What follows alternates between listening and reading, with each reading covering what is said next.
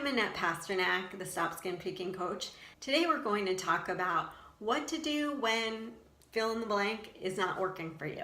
Perhaps you've heard on the internet, or you've read in a book, or your therapist has told you gloves will help you stop picking, or fidget toys will help you stop picking, or CBT will help you stop picking, or whatever it is will help you stop picking. And maybe it just has not worked for you. And you're like, why not? Why does this work for everybody else and nothing works for me? I have a whole bunch of possible reasons for you, at least 5. So number 1 is that you never made it a routine.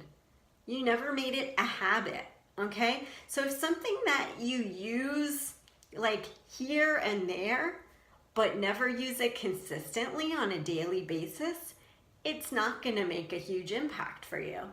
And on your picking, you have to be persistent and consistent with tools over a long period of time to make a real difference in loosening the whole cycle that's the skin picking. And we could be talking here, I'm used to saying skin picking, but if you got hair pulling or something else that you're dealing with that's similar, this is certainly applicable to you as well.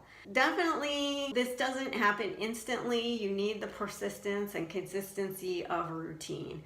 So, for example, if it's something like, you're like, oh, gloves never worked for me. You gotta ask, are you using them every time you would need to? Number 2 is going to help as well. Number 2 is that you have to make these things as easy as possible. So any routine that you want to make, any habit that you want to make it easy for yourself. So if it is gloves, you're going to keep them on top of the coffee table if you're using them on the couch to watch television with, or you're going to keep them on your car seat if you need gloves to wear to drive, if that the behavior is a problem for you then. So you need to make it really as easy as possible to create the habits and routines that you want. And part of that's just starting the habit. So we need some willpower and we need some memory just to start a habit. And then once it's a habit, it takes absolutely no energy at all. So in the beginning, to remind yourself, you might want to use something like Post-its, like a Post-it on the door, like don't turn the bathroom mirror on, for example. Yeah, whatever. Post-its are great reminders, or phone reminders. You can set a reminder on your phone for location. So when you get back home, you can have a reminder coming up and you can know, oh, I'm supposed to do like a deep breathing exercise and get myself calm and focused so I am in a relaxed state, because that's maybe what you usually use the picking for, to just calm down at the end of the day. So reminders are really helpful too. Okay, so as far as step 2, making it as easy as possible, using things like reminders, Post-its, and then putting things in the place that you need them.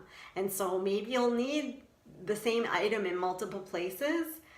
Get multiple items in that case. If you need, say, gloves in your car, at the couch and in the bed. Step 3 is to make it as hard as possible to do the behavior that you don't want to do.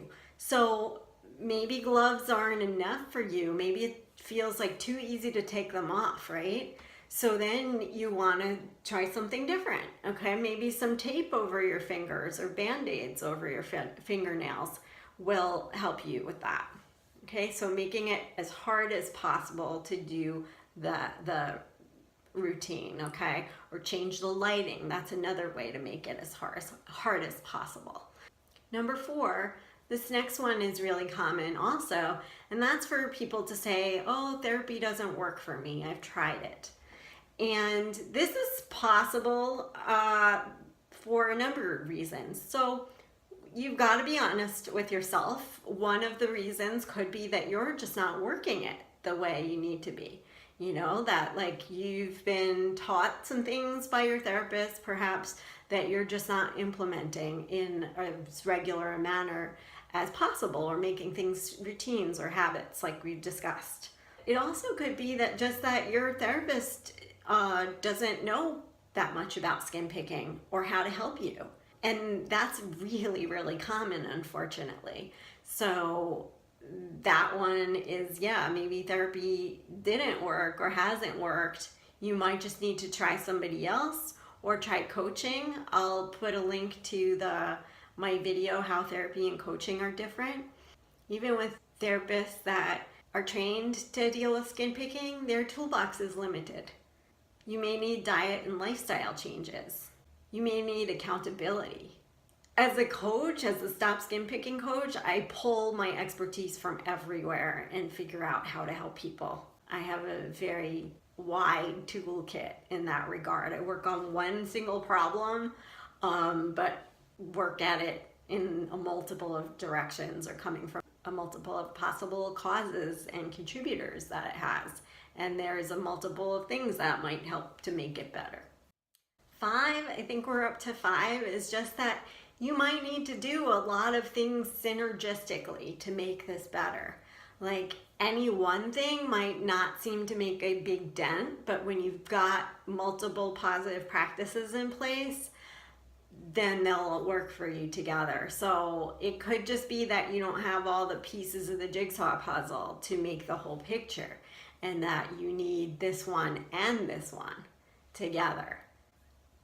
And maybe that one too.